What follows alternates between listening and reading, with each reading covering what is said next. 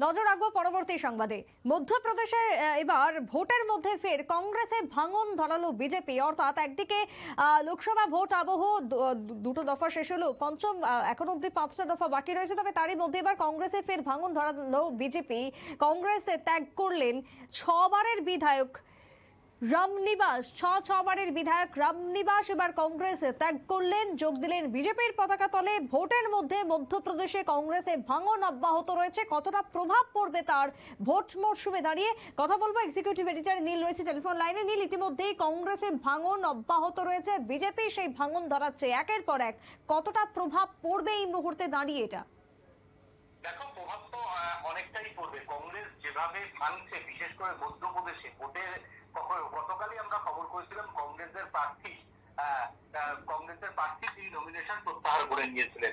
আজকে কংগ্রেসের ছবারের বিধায়ক এবং এবছর যখন বিজেপির যে তোমার হচ্ছে ভাবমূর্তির কাছে কংগ্রেস যখন মধ্যপ্রদেশে ধুয়ে মুছে সাফ হয়ে গেছে, সেইবারও কিন্তু এই ভদ্রলোক কিন্তু তিনি জিতেছেন এবং বিধায়ক হয়েছেন।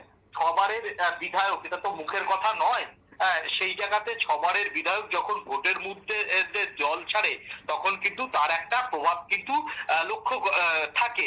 এবং ছবারের বিধায়ক তার কিন্তু সাংগঠনিক যে ক্ষমতা, সেই সাংগঠনিক ক্ষমতা নিয়ে কারোর মনে প্রশ্ন রামনিবাসের, যিনি কংগ্রেস বিধায়ক দল ত্যাগ করেছেন, তার সাংগঠনিক ক্ষমতা নিয়ে কিন্তু কোনো প্রশ্ন থাকা উচিত নয়। সেই জায়গাতে তার মতো একজন সাংগঠনিক লোক বিধায়ক যখন দল ছাড়লেন, কংগ্রেসের কিন্তু অনেকটাই প্রভাব পড়লো। এবং মধ্যপ্রদেশে যেভাবে কংগ্রেস ঘুরে দাঁড়ানোর চেষ্টা করেছিলেন বিধানসভা ভোটের পরাজয়ের পর, ঠিক সেইভাবেই কিন্তু কংগ্রেস আবার ভাঙতে শুরু করেছে। অর্থাৎ করার আগেই কংগ্রেস কিন্তু ভাঙতে শুরু করেছে। সেই জায়গাতে মধ্যপ্রদেশের এই ভাঙন কিন্তু গোটা শুধু মধ্যপ্রদেশ নয়, মধ্যপ্রদেশ, উত্তরপ্রদেশ এবং তোমার হচ্ছে এই ছত্তিশগড়, এই তিনটি রাজ্যতে কিন্তু এর প্রভাব কম বেশি থাকবে বলেই মনে হয়। এবং কংগ্রেসকে যেভাবে প্রত্যেকদিন কংগ্রেসের কেউ দল ত্যাগ করছেন, কেউ নমিনেশন প্রত্যাহার করে নিচ্ছেন, তাতে গোবলয়ের এই তিন রাজ্যে ধীরে ধীরে যে যত ভোট এগিয়ে আসছে, তত যে কংগ্রেস চাপে পড়ছে সে কথা কিন্তু বলার অপেক্ষা রাখে না। এবং এই তিন রাজ্যকে কিন্তু এবছর লোকসভা নির্বাচনে টার্গেট করেছে। এই তিন রাজ্য থেকে অমিত শাহ জুটি চাইছেন তারা যাতে 150 আসন, প্রায় 140 থেকে 150 আসন তারা টার্গেট করেছেন। সেইখান থেকে যদি 140+ আসন করতে পারে, তাহলে কিন্তু বিজেপি অনেকটা ভালো অবস্থান করতে পারবে বলে মনে করছেন রাজনৈতিক মহলের একাংশ। সুপ্রীতি, একেবারেই তাই।